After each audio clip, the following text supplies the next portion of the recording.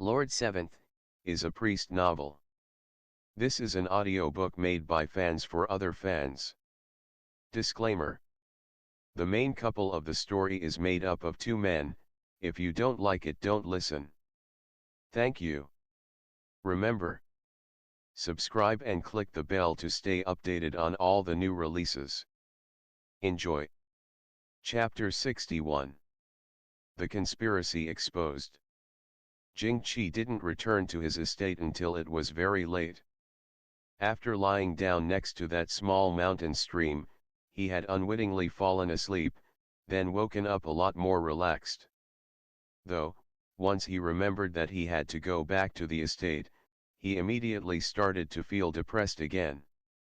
The capital, truly was an oppressive place. He rode his horse back slowly, starting to ponder the issue of how he was going to accomplish retreating from here. To stay by Helian Yi's side was certainly drivel. No matter how many years he had experienced, no matter how much he had already held himself back, he was still him, and Helian Yi was still Helian Yi. When facing that man, Jing would always fall short of avoiding him out of fear, feeling torment every time, but if he didn't face him, he would ultimately still have him on the mind. In former days, enmity was there, and affection was there, love and hatred engraved into his soul. Now that he had gotten over it and no longer cared, there was always a remnant sigh left over within him, in tandem with insistently wanting to draw back yet not being allowed to. If he was going to depart in complete secret while keeping all his parts, he needed a chaotic situation, and the more chaotic, the better, he thought. Wuxia followed by his side, watching him in silence. For some reason, he suddenly felt that fortune favored the bold, so he said, "Tell me, if, right before I leave, I secretly kidnap you back to Nanjiang, would Helian Yi want to go to war?" Jing rolled his eyes. "That won't work no matter how many times you bring it up." Wuxia laughed. A minute later, he said softly, "I have a way to take you away. Don't worry." Jing smiled, but said nothing, thinking to himself, "I haven't even thought of a way yet. What plan could you have? If I return, the great Qing will inevitably have apprehensions about Nanjiang within 3 years. I didn't understand this principle when I was little, but I couldn't be more clear on it now. When you want something, a white wolf cannot be caught bare-handed, a bargaining chip must be had. At that time, no matter what sort of request I make, the great Qing's emperor will have to ponder it over." Jing was stunned upon hearing this, turning his head to take a careful measure of the youth he had watched grow up. That final bit of immaturity on the other's face had faded completely, and he still didn't speak or smile the majority of the time. However, as he looked over in this moment, there was a slight smile suspended at the corners of his mouth, the look in his eyes unspeakably tender. Every single one of his motions were no longer those of the insensible, feral child that had made a scene in court.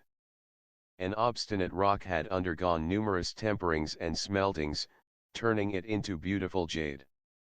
All of a sudden, Jing had an inexplicable sentiment. It resembled that sort of heart-aching lament, resembled gentle touchingness, resembled that sense of pride from thinking that he was the one to polish this jade. He couldn't help but say, "You're doing this for?" "I'm doing this for you, of course," Wuxia cut him off, "and I don't want war." Jing burst out laughing. No matter what this kid had turned into, his bluntness still hadn't changed. Wuxia suddenly urged his horse a bit closer to him, then grabbed his arm.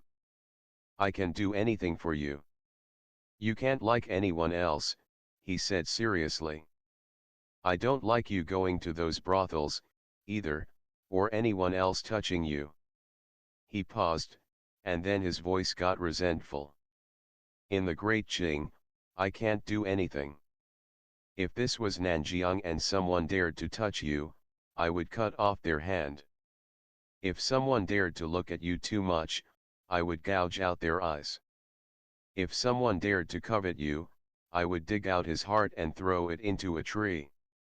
The smile on Jing Qi's face froze, and he sighed, not knowing how to react. He spurred the horse's stomach, and it leapt to jog forward. This little toxin always appeared to be pure and good, but was his heart steeped in the red from the crown of a crane? When he returned to the estate, Ping An came in close to him and said quietly, "Miss Su's, send him back." Jing Qi had wanted to ask something, but when he looked up, he saw that Ping An's eyes were red around the rims, and he knew that the him that had been sent back was dead. Thus, he sighed softly. "Carry him out and bury him. You can deliberate on how that's done, don't let me see. Miss Su sure is honest. Was she wanting to make me inspect the goods?" The moment he had Ji Xiang go, he knew that his life and death would entirely depend on what he himself chose to say. In the end, it was what it was. Hua Yu's abacus had been ticked well. All she knew was that her lady was a beautiful human lantern that typically had no big ideas and blindly went with the flow, arranged for viewing and nothing else. She couldn't be counted on to make up her mind on major events. Watching as Ch61 swayed to the crown prince's side like grass at the base of a wall, Hua Yu knew that she wouldn't act again, and that wouldn't do. She plotted that, since Ch61 had gotten her to call Ji Xiang over, the other definitely wanted to know more. Ji Xiang would certainly refuse to talk, so she would then have to incite him into it. She thought to use the matter of marrying him as bait to swindle him into coming clean to the lady. However, that alone still wouldn't work. When Ch61 knew, her mind would just get even more confused, and even more idealist. If this matter was to be nudged out, a fitting person and a fitting method were needed. That fitting person had to have a close relationship with the Crown Prince's party, and, at the very least, they couldn't be someone that would randomly go about killing people to silence them. After mulling it over, she remembered that one young Master Zhou that frequently accompanied the Crown Prince, and his little sect brother. Ji Xiang had told her a lot of interesting things from inside the prince estate. Of those mentioned most among them, one was the chaminette, and one was Liang Juxiao. Hua Yu knew that this guy not only had a good relationship with the prince, but was even much closer to young Master Zhou. Even the crown prince seldom joked around with him, willing to listen to him speak of some tales from Jianghu. What was most important was that he had reportedly hijacked a young lady of the Zhang estate to go play at the prince estate, and had a decent friendship with Zhang Zheng's family. Could there ever be a more fitting person under these skies? Thus, she secretly inquired after Liang Juxiao's whereabouts, and had a younger sister that had come out of her troop back in the day pass on a letter. She had believed her own plan to be flawless, yet she didn't expect that Ch61 would actually want to kill her to keep her quiet. Hua Yu was only 15, a lovely, touching young lady that thought herself to be very clever, and she was genuinely clever, but ultimately too young, as she hadn't gotten to the age that she would understand the treachery in people's hearts. However, it was also precisely because of her youthful ignorance, which caused no one at all to take her tiny thoughts too seriously, that her plan was allowed to half succeed. Liang Juxiao felt like his soul had been pulled out of his body. He didn't know how he came out of that place, nor did he know how he left, to the point that he didn't even have time to hear Ch61 order those two people killed. He was only thinking about how the crown prince had personally carried Zhang Shui from Zhou Zishu's place to the prince estate, and that was in order to cajole her into playing. The prince had liked her at first sight, and nearly accepted her as a goddaughter. Even his sect brother, in that span of time, would frequently be carrying some candies and toys on him. They all loved that odd little girl so much. How was this possible? Sir Zhang had been a loyal subject. A loyal subject that the crown prince did not hesitate to retreat in order to advance for, calling for Sir Lu to rack his mind for a way to keep him safe by accusing him of mere misconduct. He suddenly ran like mad. He needed to go back and seek out his sect brother to ask him for an explanation. Zhou's issue was sitting in the study. Seeing him charge in without even saying a hello, he didn't find it strange, lifted his head a bit, and continued to check the account book he held. "How come you're so early today?" he asked casually. "That's rare." Liang Juxiao stared blankly at him for a minute, suddenly unable to say the words at the edge of his lips. He thus stammered out an affirmation, sat to the side, picked up a cup of tea, and brought it to his mouth. Zhou's issue glimpsed that, furrowing his brow. "Call for someone to switch the pot out. That one's already cold." Liang Juxiao forced out a smile. "It's fine, I just ran here in a hurry." "I'll drink it." Zhou's issue put down what he held and looked at him somewhat doubtfully. "Why is your mind not at peace?" Liang Juxiao shifted his line of sight away, not daring to look back at him, and laughed miserably. "It's nothing, I just caught sight of a fat little girl walking with Tang Hulu on the wayside, and I thought of..." Saying so, he lowered his head, yet sneakily examined Zhou's issue's expression. Zhou's issue sighed. "Juxiao, don't be like this." He appeared to have concern on his face, his brows scrunched up, but there was nothing else outside of that. Liang Juxiao was abruptly unsure of whether the other's look was real or fake. This person who cared the most for him, who was closest to him, he no longer understood. Thinking of Ji Xiang's words again, he said, "Brother, I've had some trouble sleeping recently. Do you have any incense or medicine that can aid in rest?" Zhou's issue had noticed him getting more gaunt as the days went by, no distress or anxiety manifested on his surface, but they weren't cheapened any. Standing up, he grabbed his wrist, felt his pulse, and looked his complexion over carefully. Thinking that he ought to have some nerve-soothing medicine, he took out a small token from his lapels. "Go to the apothecary and ask for someone to find you some. Make it clear that it's for your own use. All of the shamanette's medicines are great." Liang Juxiao took his token and headed out. The one managing the apothecary knew who he was, of course, and when he caught sight of the token in his hand, he solicitously went to find medical materials for him.